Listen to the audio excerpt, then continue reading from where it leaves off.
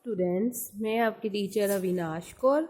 हमने पिछली वीडियो में किया था नेशनल इनकम की इंट्रो और एग्रीगेट्स।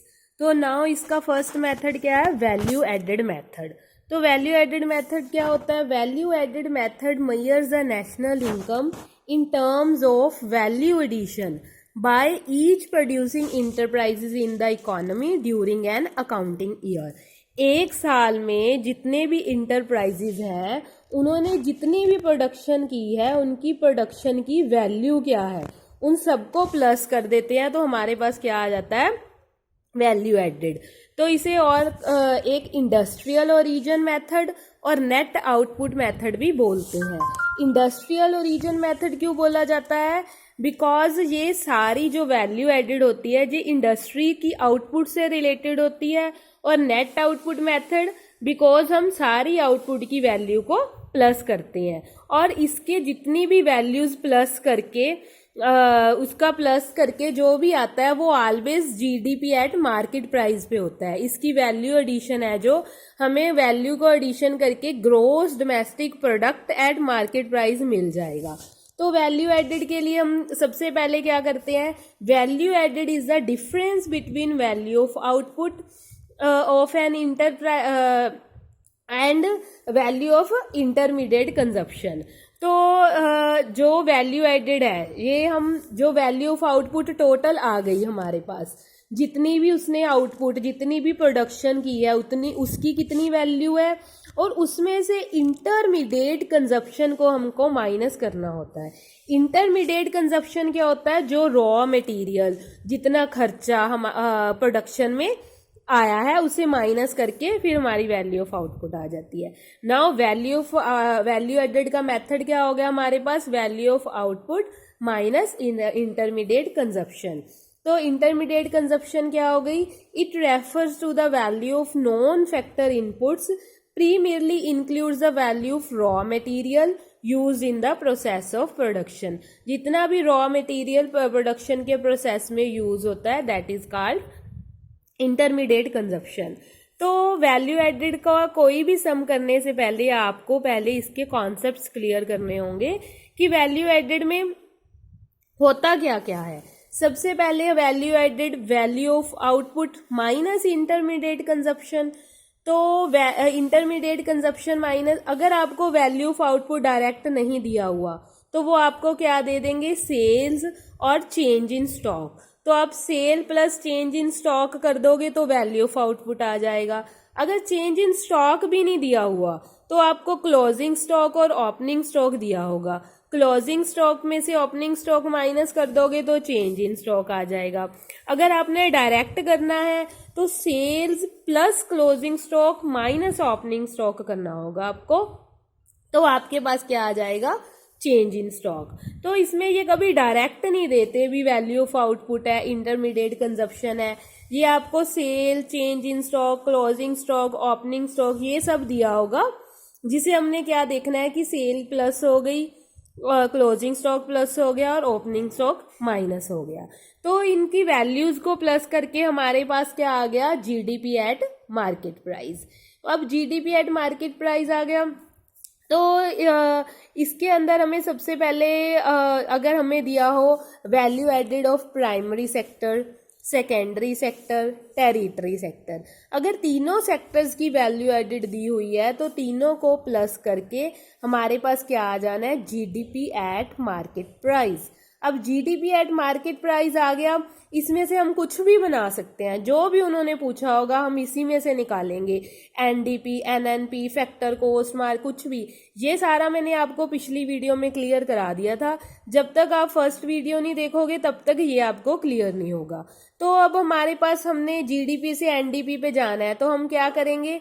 जीडीपी क्या होता है? ग्रोस से नेट में जाने के लिए डेप्रिसिएशन माइनस कर दी। अब मैंने आपको पहले भी बताया था मार्केट प्राइस से फैक्टर कॉस्ट में जाना है, उसके लिए क्या होता है हमारे पास? नेट इनडायरेक्ट टैक्स, जिसको माइनस कर देते हैं।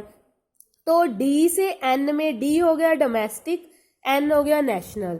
डोमेस्टिक से नेशनल में जाना है तो हम net factor income from abroad को प्लस कर देते हैं, तो हमारे पास नेशनल इनकम आ जाती है।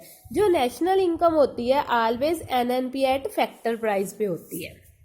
तो इसकी फर्स्ट एग्जांपल देखो, सबसे पहले producing enterprises, value of producing enterprises, हमारे पास value of output, cost of intermediate goods, intermediate consumption, value added. Farmer है, फार्मर ने वीट की प्रोडक्शन की है, उसने वीट को सेल किया 600 करोड़, तो उसके जो उसकी आई थी इंटरमीडिएट कंजप्शन, उसकी 200 की उसकी सपोज करो कॉस्ट पड़ गई, तो उसकी वैल्यू एडेड कितनी हुई 400। तो उसने 600 का सेल किया, किसको किया, फ्लोर मिल को। फ्लोर मिल ने उस 600 का उसने परचेज कर लिया और उसने उसका क्या बना दिया, फ्लोर बना दिया, आटा बना दिया। तो 600 का परचेज करके 800 का उसने सेल किया, तो उसकी वैल्यू एडेड कितनी हुई 200। क्यों, इंटरमीडिएट कंजप्शन तो हमने माइनस करनी है जितना भी उसका खर्चा आया है। तो फ्लोर मिल से 800 का किसने परचेज किया था, बेकर ने, बेकिंग वाले ने। उसने उसकी ब्रेड बना दी, जो भी बनता है आटे का उसने बना के 1000 की उसकी आउटपुट की वैल्यू होगी, जो भी उसने बना के तैयार किया। तो उसने वैल्यू एडेड कितने की 200 की। तो देन शॉपकीपर, उसने शॉपकीपर को दे दिया, शॉपकीपर ने 1000 का परचेज करके 1200 का सेल कर दिया, तो उसने कितने की 200 की। तो इस सारी परचेजिंग सेलिंग में हमारे पास टोटल वैल्यू एडेड कितनी हुई 1000 की। This value added is now called the GDP at market price. GDP at market price हमारे पास आ गया। हम इसमें से सपोज कर लो अब एनएनपी एट फैक्टर कॉस्ट को फाइंड आउट करना है। NNP eight factor cost, NNP eight factor cost क्या हो गया हमारे पास, जीडीपी एट मार्केट प्राइस आया है ग्रोस डोमेस्टिक प्रोडक्ट। ग्रोस से नेट में जाने के लिए हमने क्या किया, डेप्रिसिएशन माइनस कर दी। अब ये हमारे पास आ गया नेट डोमेस्टिक प्रोडक्ट। उसमें से हमने फैक्टर कॉस्ट में जाना है तो नेट इनडायरेक्ट टैक्स कर दिए। उसमें से अब हमने नेशनल पे जाना है तो नेट इनकम फ्रॉम अब्रॉड को हमने प्लस कर दिया, तो हमारे पास नेशनल इनकम आ गई। अब इसकी नेक्स्ट एग्जांपल देखो, आपको ये सम आता किस तरह है। अगर आपको ये सम आया है, उसमें से उन्होंने आपको बोला है कि GDP at market price, NDP at market price find out करो। आपको सेल्स दे दी, इंक्रीज इन स्टॉक दे दिया, इंटरमीडिएट कंजप्शन दे दी, डेप्रिसिएशन दे दी। ये 4 चीज़ें वैल्यूज हमारे पास हैं। तो सबसे पहले हमारे पास क्या है, GDP at market price. GDP at market price मैंने क्या बोला था, value of output minus intermediate consumption. Intermediate consumption को माइनस कर दे हैं तो वैल्यू ऑफ आउटपुट आ जाता है। तो वैल्यू ऑफ आउटपुट क्या है, वैल्यू ऑफ आउटपुट हम कैसे फाइंड आउट करते हैं, sales plus increase in stock, मतलब चेंज इन स्टॉक। तो sales plus change in stock कर दिया, 90 प्लस 10 हमारे पास 100 आ गया। ये हमारे पास वैल्यू ऑफ आउटपुट आ गई। Normally sales value of output तो हमारे पास आ गई। अब वैल्यू ऑफ आउटपुट से हमने इंटरमीडिएट कंजप्शन माइनस कर देनी है। इंटरमीडिएट कंजप्शन माइनस कर दी हमारे पास, तो ये हमारा टोटली वैल्यू एडेड मेथड का सम आ गया, जो जीडीपी एट मार्केट प्राइस था। जीडीपी एट मार्केट प्राइस से हम एनडीपी एट मार्केट प्राइस पे जाना चाहते हैं, तो ग्रोस से नेट में जाना है तो हमने क्या किया, डेप्रिसिएशन को माइनस कर दिया। सिंपल था, सेल था, increase in stock, intermediate consumption, depreciation. Sale, increase in stock, intermediate consumption, depreciation. तो सेल्स तो उन्होंने डायरेक्ट दे रखा था, अपना वैल्यू ऑफ आउटपुट नहीं दिया, इसलिए हमने सेल्स और plus increase in stock, intermediate consumption minus कर दी, डेप्रिसिएशन माइनस कर दी, तो हमारे पास आ गया वैल्यू ऑफ आउटपुट। तो इसमें से जो प्रॉब्लम आती है सबसे, प्रॉब्लम ऑफ डबल काउंटिंग, ये क्वेश्चन भी स्पेशली आ जाता है, अलग से पूछा जाता है कि डबल काउंटिंग है क्या, प्रॉब्लम क्या है, इसे सॉर्ट आउट कैसे करते हैं, ये मोस्ट इंपॉर्टेंट क्वेश्चन है वैल्यू एडेड का, और ये मोस्ट ऑफ पूछा भी जाता है। तो now what is double counting? Problem of double counting क्या है? कहते हैं the counting of value of commodity more than once is called the double counting. अब किसी भी चीज की हम काउंटिंग एक से ज्यादा बार कर लेते हैं तो double counting, this leads to the overestimation of value of good. फिर अगर हम एक ही चीज की बार बार काउंटिंग करेंगे तो वो तो ओवर एस्टिमेट हो गया। अब इसका क्या है कि सबसे पहले डबल काउंटिंग हुई कैसे? फार्मर ने तो वीट की आउटपुट की, वीट उसने 500 की आउटपुट की, तो उसकी कॉस्ट सपोज करो कुछ भी नहीं आई, तो उसने वैल्यू एडेड 500 कर लिया। तो उसने 500 वैल्यू ऑफ आउटपुट हुई, 500 की उसने मिलर को दे दी, तो उसने 700 की, फ्लोर मिलर वाले ने उसे 700 का आगे कर दिया, तो 200 उसके पास वैल्यू एडेड हो गई। तो 700 का उसने आगे उसने बेकर को 700 का दिया, तो उसने 1000 का फिर आगे दे दिया, तो उसके पास 300 की होगी। अगर तो हम इसे प्लस करते हैं 500, 200, 300, ये तो ठीक है, वैल्यू एडेड आ गई हमारे पास 1000। पर मोस्ट ऑफ ऐसे नहीं होता। मोस्ट ऑफ डबल काउंटिंग की प्रॉब्लम कहाँ पे आती है? यहाँ पे। अगर आपने देखो, फार्मर ने तो कहना है कि मैंने 500 की है, टोटल उसकी काउंट हो गई। जो फ्लोर वाला है उसने कहना है कि मैंने 700 की आउटपुट दी है। अब जो काउंटिंग करेगा वो ये नहीं देखेगा कि इसने पीछे से कितने का खरीदा, या हम फार्मर की ऑलरेडी हम प्लस कर चुके हैं। अगर हम फार्मर की भी प्लस कर चुके हैं, मिलर की भी हम प्लस कर लें, उसके बाद बेकर की भी प्लस कर ले। बेकर कहेगा मैंने तो 1000 की आउटपुट दी है, फ्लोर मिलर वाला कहेगा मैंने 700 की दी है इसने, तो टोटल तो 200 आ गया। तो अगर ऐसे काउंटिंग होगी तो अगर ओरिजिनल में सिर्फ 1000 की हुई है, पर ऐसे काउंटिंग होगी तो 2200 की आ जाएगी।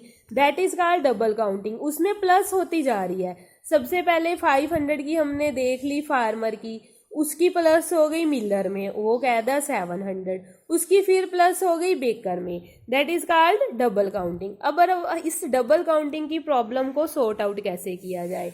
इसके दो मेथड है। एक तो हम कर ही चुके हैं वैल्यू एडेड मेथड, एक है फाइनल आउटपुट मेथड। अब फाइनल आउटपुट मेथड क्या होता है कि जो फाइनली लास्ट में आउटपुट हुई है वो कहते हैं कि सिर्फ इसे ही प्लस कर लो। भी आप 500 को भी ना देखो, 700 को भी ना देखो, आपने किसको देखना है? सिर्फ 1000 जो फाइनली बेकर ने चीज बनाई है, फाइनल आउटपुट देखो। या वैल्यू एडेड मेथड में आप सिर्फ इनकी वैल्यूज को ऐड करो जो उन्होंने की है। तो इसका फाइनल आउटपुट मेथड क्या हो गया? According to this method only final goods and services are to be considered in the estimation of GDP. Intermediate goods are not to be considered. भी intermediate goods को इसमें considered ना किया जाए। जैसे अब ब्रेड के लिए जो wheat थी और फ्लोर था, ये दोनों क्या थी? intermediate goods थी। तो वैल्यू एडेड क्या हो गया? According to this method sum total of value added by all the producing units within the domestic territory of the country is to be considered the estimation of GDP. इसमें हम सबका total करेंगे पर just only value added, जितनी उसने value add की है उतनी प्लस कर देंगे। तो ये दो मेथड हैं डबल काउंटिंग को अवॉइड करने के लिए। ये टोटल हमारा हो गया प्रॉब्लम ऑफ डबल काउंटिंग और how to avoid the double counting. आगे हमारे पास precautions regarding value added method. सबसे पहले क्या है कि हमने सेकंड हैंड गुड्स हैं जो वो इसमें इंक्लूड नहीं करनी। सेल्स और परचेज ऑफ सेकंड हैंड, क्यों? उसकी एक बार वैल्यू ऐड हो चुकी है। अगर हमने नया कोई भी बाइक, कोई कार परचेज की है, किसी ने भी की है 4 लाख की, 8 लाख की, वो उसने एक बार जब वो परचेज की वो काउंट हो गई। जीडीपी में भी 4 लाख, 8 लाख। अब दोबारा जब उसे दोबारा सेकंड हैंड में उसे दिया गया तो वो उसकी वैल्यू ऐड नहीं की जाएगी। तो सेल परचेज ऐड नहीं करनी, but commission earned on the account of sale और परचेज। हमने कोई सेकंड हैंड चीज किसी के जरिए बेची है तो उसमें हमें कमीशन, किसी ने कमीशन लिया है तो वो कमीशन ऐड करना है, क्योंकि वो वैल्यू एडेड है, क्योंकि उसने अपनी सर्विस दी है, वो सर्विस कर रहा है, वो किसी भी चीज को लेके आगे दे रहा है, तो जस्ट उसका कमीशन ऐड होगा, उसकी वैल्यू ऐड नहीं होगी। On account production of goods of the producing unit. अब कोई भी ऐसी हमने प्रोडक्शन कोई चीज की प्रोड्यूसिंग की है, अपने लिए की है, चाहे खुद यूज कर रहे हैं, पर उसकी प्रोडक्शन तो हुई है ना, वो भी ऐड हो गई। Like car used by the car producer for transporting their employees. तो जो कार बनाता है उसने एक कार बना ली अपने एम्प्लॉयज के लिए भी, उन्हें लाने के लिए, जाने के लिए, वो यूज तो हो रही है ना, सर्विस तो दे रही है, ये ऐड हो गई। Imputed value of production of self consumption. Imputed value क्या होता है कि आपने कोई भी चीज खुद के लिए यूज की है, उसकी जस्ट ये एक वैल्यू लगा लेते हैं कि अगर मार्केट वैल्यू इतनी होगी तो उतना ऐड हो जाएगा। लाइक हम किसी अपने ही घर में रह रहे हैं, अगर हम उसका रेंट दें तो उसका रेंट 4000 10,000 जितना भी होगा वो ऐड कर लिया जाएगा। वैल्यू ऑफ इंटरमीडिएट गुड्स नहीं ऐड करनी। इम्प्यूटेड रेंट अभी बताया, वो ऐड करना है। उसके बाद हमने क्या करना है कि सेल्फ कंजप्शन के लिए जो सर्विस है, सर्विस फॉर सेल्फ कंजप्शन, जो घर के लिए काम कर रहे हैं वो नहीं ऐड करना। लाइक सर्विस ऑफ हाउसवाइफ, जैसे हाउसवाइफ है, घर का खाना, घर का काम करती है, हम उसे इम्प्यूटेड वैल्यू में नहीं लेंगे, हम सिर्फ कोई प्रोडक्शन होगी तो उसे इम्प्यूटेड वैल्यू में लेंगे। Now some example of value added method. Calculate the value added method by firm A and firm B items. अब इसमें देखो क्या क्या हमें दिया हुआ है। सबसे पहले purchase by firm A from abroad, sale by firm B. Purchase by firm A from B, domestic sale, excess of opening stock over closing stock, excess of opening stock over closing stock from A and B, purchase by firm B from firm A, export by firm A. अब इसमें हमने value added में क्या क्या add करना है, इसमें value added में क्या क्या ऐड, तो स्टूडेंट्स इसमें value added by firm A firm A की सबसे पहले हमने डोमेस्टिक सेल प्लस हो गई, plus export, import minus export होता, एक्सपोर्ट को हम प्लस कर देते हैं। इसमें एक चीज देखनी है, excess of opening stock over closing stock. अगर तो ओपनिंग स्टॉक एक्सेस में है ये माइनस होगा, अगर क्लोजिंग स्टॉक एक्सेस में है तो ये प्लस होगा। तो ओपनिंग स्टॉक माइनस कर दिया, माइनस परचेज फ्रॉम फर्म ई, जो फर्म बी से परचेज किया गया है वो इसकी इंटरमीडिएट कॉस्ट होगी, वो भी माइनस हो गया। परचेज फ्रॉम अब्रॉड, जो भी अब्रॉड से परचेज किया है वो भी इसकी इंटरमीडिएट कंजप्शन आ गई। तो हमने डोमेस्टिक सेल्स में एक्सपोर्ट प्लस करके माइनस क्या हो गया हमारे पास, opening stock over closing stock, plus purchase minus purchase from firm B और फ्रॉम अब्रॉड। तो value added by firm B की वैल्यू एडेड कितनी हो गई, सेल्स बाय फर्म बी ने जो सेल किया उसमें अब ये प्लस होगा, excess of closing stock over opening stock, ये इसका चेंज इन स्टॉक आ जाता है। तो minus purchases from firm A से जो भी परचेज किया है वो उसकी इंटरमीडिएट कंजप्शन बन जाएगी। परचेजेस हमने माइनस कर देनी है, सेल हमने प्लस कर देनी है, तो that is called value added. Next देखो, find gross value added by firm A. तो purchase of factor input by firm A, जो भी उसने फैक्टर इनपुट के लिए परचेज किया।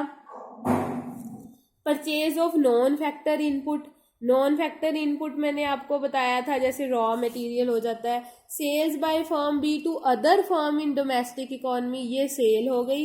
Import of raw material by firm A from rest of the world, excess of its opening stock over closing stock. तो gross value added by firm A में क्या क्या आएगा, सबसे पहले सेल, जो भी सेल की है फर्म ए ने वो हमारे पास प्लस हो जाएगी। तो माइनस क्या हो जाएगा हमारे पास, purchase of non factor inputs. Non factor inputs किसे बोलते हैं, ये भी इंटरमीडिएट गुड्स को बोलते हैं। मैं सबसे पहले आपको जहां से स्टार्टिंग हुई थी बताया था कि इंटरमीडिएट गुड्स क्या होती हैं, नॉन फैक्टर इनपुट्स होती हैं। और जो ओपनिंग स्टॉक एक्सेस में हो जाएगा वो भी माइनस हो जाता है। तो सेल में से नॉन फैक्टर इनपुट्स और ओपनिंग स्टॉक माइनस किया तो हमारे पास वैल्यू एडेड आ गई। तो ये थे वैल्यू एडेड मेथड और इसकी कुछ एग्जांपल्स। इसमें आपको कहीं भी कोई प्रॉब्लम आती है तो इनबॉक्स मी। तो नेक्स्ट वीडियो में हम करेंगे इनकम मेथड, उसके बाद करेंगे एक्सपेंडिचर मेथड। Thank you.